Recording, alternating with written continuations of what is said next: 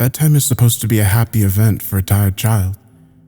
For me, it was terrifying.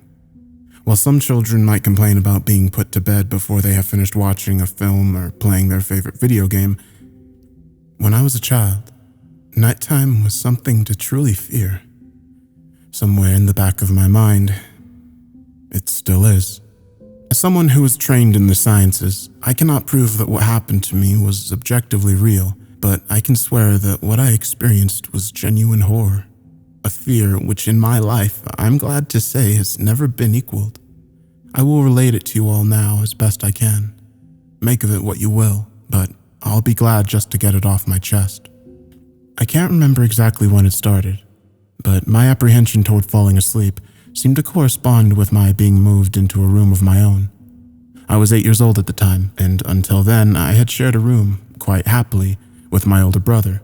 As is perfectly understandable for a boy 5 years my senior, my brother eventually wished for a room of his own, and as a result, I was given the room at the back of the house. It was a small, narrow, yet oddly elongated room, large enough for a bed and a couple of chests of drawers, but not much else. I couldn't really complain because even at that age, I understood that we did not have a large house, and I had no real cause to be disappointed, as my family was both loving and caring. It was a happy childhood. During the day, a solitary window looked out onto our back garden. Nothing out of the ordinary, but even during the day, the light which crept into that room seemed almost hesitant. As my brother was given a new bed, I was given the bunk beds that we used to share. While I was upset about sleeping on my own, I was excited at the thought of being able to sleep in the top bunk, which seemed far more adventurous to me. From the very first night, I remember a strange feeling of unease creeping slowly from the back of my mind. I lay on the top bunk, staring down at my action figures and cars strewn across the green-blue carpet. As imaginary battles and adventures took place between the toys on the floor, I couldn't help but feel that my eyes were being slowly drawn towards the bottom bunk, as if something was moving in the corner of my eye, something which did not wish to be seen. The bunk was empty, impeccably made with a dark blue blanket tucked in neatly, partially covering two rather bland white pillows. I didn't think anything of it at the time. I was a child, and the noise slipping under my door from my parents' television bathed me in a warm sense of safety and well-being. I fell asleep.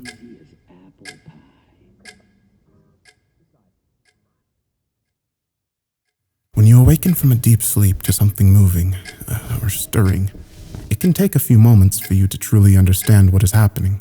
The fog of sleep hangs over your eyes and ears even when lucid. Something was moving. There was no doubt about that. At first, I wasn't sure what it was. Everything was dark, almost pitch black, but there was enough light creeping in from outside to outline that narrowly suffocating room. Two thoughts appeared in my mind almost simultaneously. The first was that my parents were in bed because the rest of the house lay both in darkness and silence. The second thought turned to the noise. A noise which had obviously woken me. As the last cobwebs of sleep withered from my mind, the noise took on a more familiar form. Sometimes the simplest sounds can be the most unnerving. A cold wind whistling through a tree outside, a neighbor's footsteps uncomfortably close, or, in this case, the simple sound of the bedsheets rustling in the dark. That was it. Bedsheets rustling in the dark as if some disturbed sleeper was attempting to get all too comfortable in the bottom bunk. I lay there in disbelief, thinking that the noise was either my imagination or perhaps just my pet cat finding somewhere comfortable to spend the night. It was then that I noticed my door, shut, as it had been as I'd fallen asleep. Perhaps my mom had checked on me and the cat had sneaked into my room then. Yes, that must be it. I turned to face the wall, closing my eyes in vain hope that I could fall back to sleep. As I moved, the rustling noise from underneath me ceased.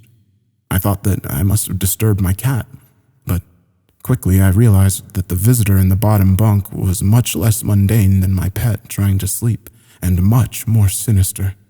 As if alerted to and disgruntled by my presence, The disturbed sleeper began to toss and turn violently, like a child having a tantrum in their bed. I could hear the sheets twist and turn with increasing ferocity. Fear then gripped me, not like the subtle sense of unease I'd experienced earlier, but now potent and terrifying. My heart raced as my eyes panicked, scanning the almost impenetrable darkness. I let out a cry. As most young boys do, I instinctively shouted on my mother. I could hear something stirring on the other side of the house, but as I began to breathe a sigh of relief that my parents were coming to save me, the bunk bed suddenly started to shake violently as if gripped by an earthquake. Scraping against the wall, I could hear the sheets below me thrashing around as if tormented by malice. I did not want to jump down to safety as I feared the thing in the bottom bunk would reach out and grab me, pulling me into the darkness, so I stayed there, white knuckles clenching my own blanket like a shroud of protection. The wait seemed like an eternity. The door finally and thankfully burst open, and I lay, bathed in white, while the bottom bunk, the resting place of my unwanted visitor, lay empty and peaceful. I cried, and my mother consoled me. Tears of fear, followed by relief, streamed down my face. Yet, through all the horror and relief, I did not tell her why I was so upset. I cannot explain it, but it was as though whatever had been in that bunk would return if I even so much as spoke of it, or uttered a single syllable of its existence. Whether that was the truth, I do not know, but as a child, I felt as if that unseen menace remained close, listening. My mother lay in the empty bunk, promising to stay there until morning. Eventually, my anxiety diminished. Tiredness pushed me back towards sleep, but I remained restless, waking several times momentarily to the sound of rustling bedsheets. I remember the next day wanting to go anywhere, be anywhere but in that narrow, suffocating room. It was a Sunday, and I played outside, quite happily with my friends.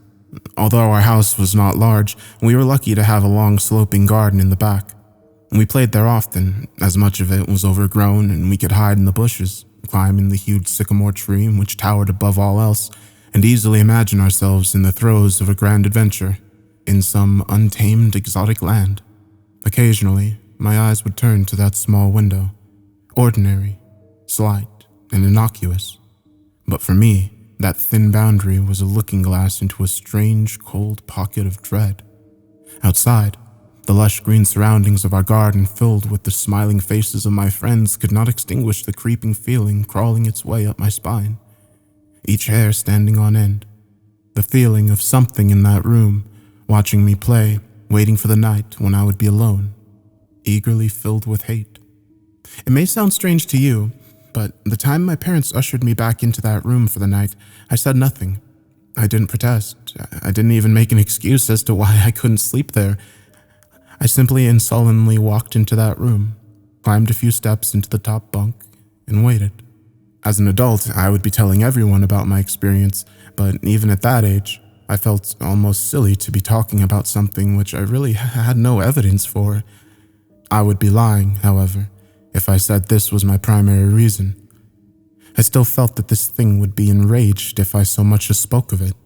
It's funny how certain words can remain hidden from your mind, no matter how blatant or obvious they are. One word came to me that second night, lying there in the darkness, alone, frightened, aware of a rotten change in the atmosphere, a thickening of the air as if something had displaced it. As I heard the first casual twist of the bedsheets below, the first anxious increase of my heartbeat at the realization that something was once again in the bottom bunk. That word, a word which had been sent into exile, filtered up through my consciousness, breaking free of all repression, grasping for air, screaming, etching and carving itself into my mind. Ghost. As this thought came to me, I noticed that my unwelcome visitor had ceased moving. The bedsheets lay calm and dormant, but they had been replaced by something far more hideous. A slow, rhythmic, rasping breath heaved and escaped from the thing below. I could imagine its chest rising and falling with each sword, wheezing and garbled breath. I shuddered and hoped beyond all hope that it would leave without occurrence. The house lay, as it had the previous night, in a thick blanket of darkness. Silence prevailed, all but for the perverted breath of my as yet unseen bunkmate. I lay there, terrified. I just wanted this thing to go, to leave me alone. What did it want? Then, something unmistakably chilling transpired. It moved. It moved in a way different from before. When it threw itself around in the bottom bunk, it seemed unrestrained, without purpose, almost animalistic. This movement, however, was driven by awareness, with purpose, with a goal in mind. For that thing lying there in the darkness, that thing which seemed intent on terrorizing a young boy, calmly and nonchalantly sat up. Its labored breathing had become louder, as now only a mattress and a few flimsy wooden slats separated my body from the unearthly breath below. I lay there, my eyes filled with tears. A fear which mere words cannot relate to you or anyone else coursed through my veins. I would not have believed that this fear could have been heightened, but I was so wrong. I imagined what this thing would look like, sitting there, listening from below my mattress, hoping to catch the slightest hint that I was awake. Imagination then turned into an unnerving reality. It began to touch the wooden slats which my mattress sat on. It seemed to caress them carefully, running what I imagined to be fingers and hands across the surface of the wood. Then, with great force, it prodded angrily between the two slats, into the mattress, and even through the padding. It felt as though someone had viciously stuck their fingers into my side. I let out an almighty cry, and the wheezing, shaking, and moving thing in the bunk below replied in kind by violently vibrating the bunk as it had done the night before. Small flakes of paint powdered onto my blanket from the wall as the frame of the bed scraped along it, backwards and forwards. Once again I was bathed in light, and there stood my mother, loving and caring as she always was, with a comforting hug and calming words which eventually subdued my hysteria. Of course she asked me what was wrong, but I could not say. I dared not say. I simply said one word over and over and over and over again. Nightmare. This pattern of events continued for weeks, if not months. Night after night, I would awaken to the sound of rustling sheets. Each time I would scream so as to not provide this abomination with time to prod and feel for me. With each cry, the bed would shake violently, stopping with the arrival of my mother, who would spend the rest of the night in the bottom bunk, seemingly unaware of this sinister force torturing her son nightly. Along the way, I managed to feign illness a few times and come up with other less than truthful reasons for sleeping in my parents' bed, but more often than not, I would be alone for the first few hours of each night in that place. The room or the light from outside did not sit right. Alone with that thing. With time, you become desensitized to almost anything, no matter how horrific. I had come to realize that, for whatever reason, this thing could not harm me when my mother was present. I'm sure the same would have been said for my father, but as loving as he was, waking him from sleep was almost impossible. After a few months, I had grown accustomed to my nightly visitor. Do not mistake this for some unearthly friendship. I detested the thing. I still feared it greatly, as I could almost sense its desire and its personality, if you could call it that. One filled with a perverted and twisted hatred, yet longing for me, or perhaps all things. My greatest fears were realized in the winter.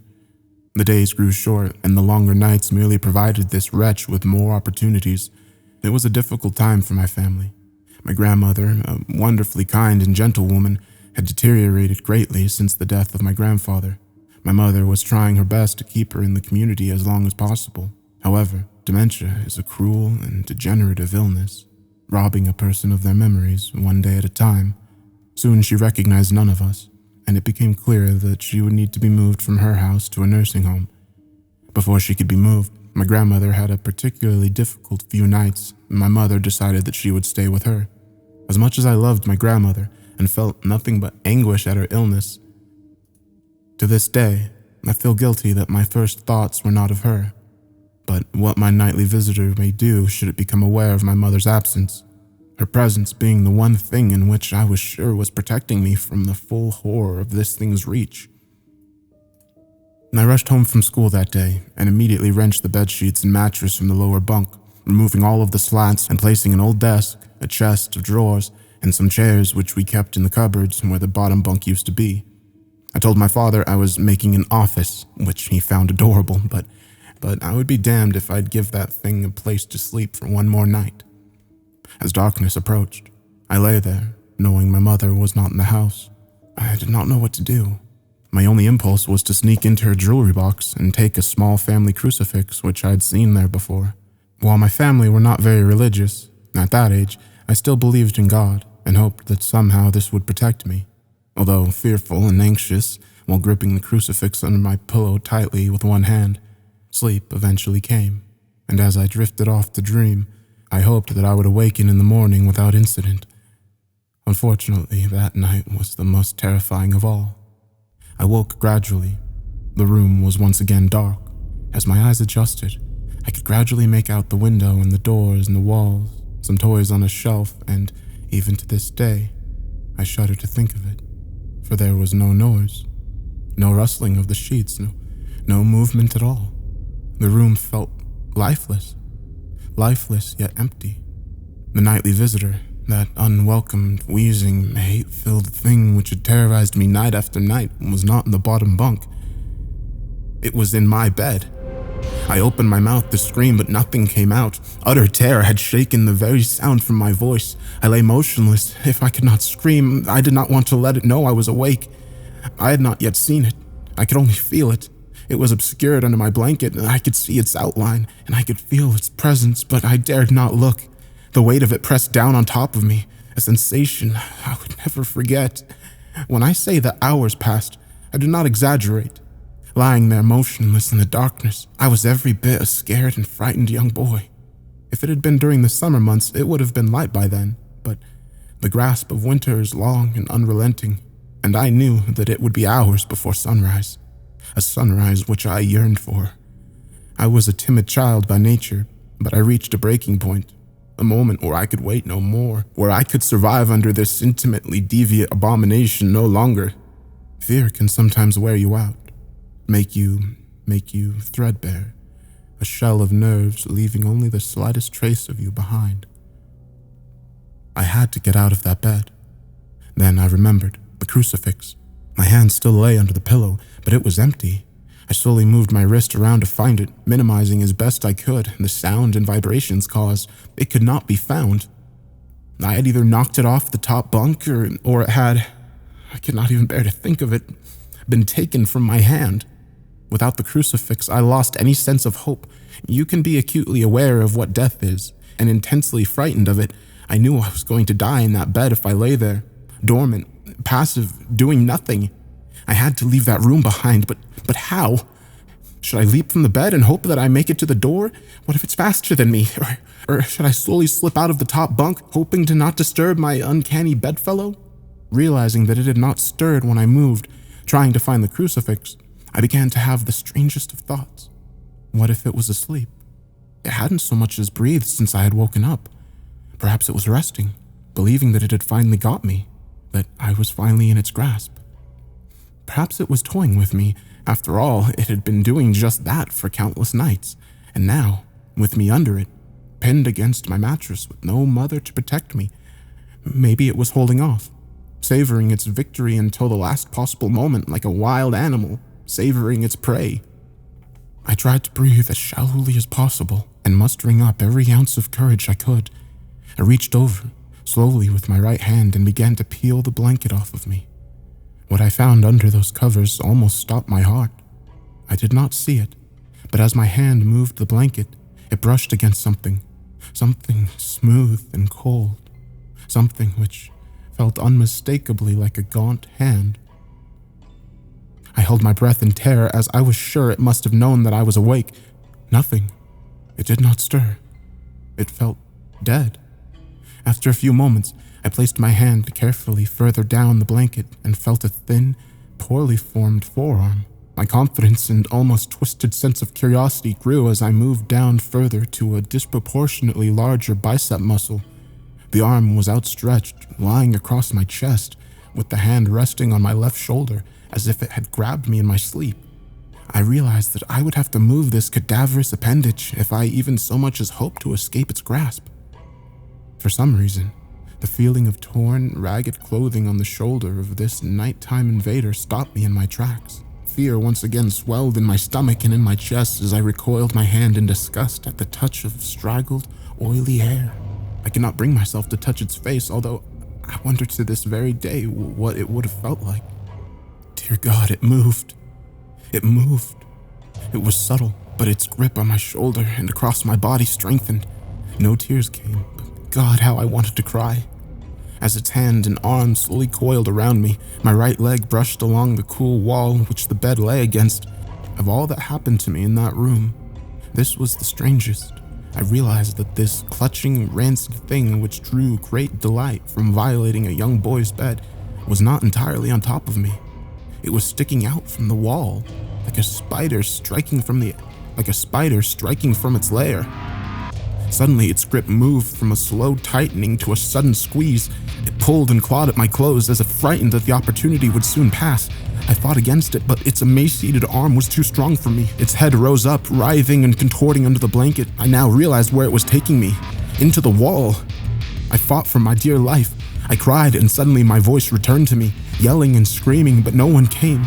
Then I realized why it was so eager to suddenly strike, why this thing had to have me now. Through my window, that window which seemed to represent so much malice from outside, streaked hope, the first rays of sunlight. I struggled further, knowing that if I could just hold on, it would soon be gone. As I fought for my life, the unearthly parasite shifted, slowly pulling itself up my chest, its head now poking out from under the blanket, wheezing, coughing, and rasping. I do not remember its features, I simply remember its breath against my face, foul and as cold as ice. As the sun broke over the horizon, that dark place, that suffocating room of contempt was washed, bathed with sunlight.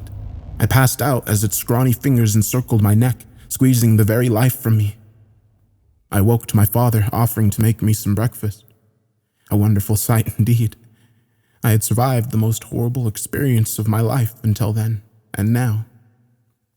I moved the bed away from the wall, leaving behind the furniture I had believed would stop that thing from taking a bed. Little did I think that it would try to take mine, and me. Weeks passed without incident, yet on one cold, frost-bitten night, I woke to the sound of the furniture where my bunk beds used to be, vibrating violently. In a moment it passed. I lay there, sure I could hear a distant wheezing coming from deep within the wall, finally fading into the distance. I've never told anyone this story before. To this day, I still break out in a cold sweat at the sound of bedsheets rustling in the night, or a wheezing brought on by the common cold. And I certainly never sleep with my bed against a wall. Call it superstition, if you will, but as I said, I cannot discount conventional explanations such as sleep paralysis, hallucinations, or that of an overactive imagination. But what I can say is this. The following year, I was given a larger room on the other side of the house, and my parents took that strangely suffocating, elongated place as their bedroom. They said they didn't need a large room, just one big enough for a bed and a few things. They lasted 10 days. We moved on the 11th.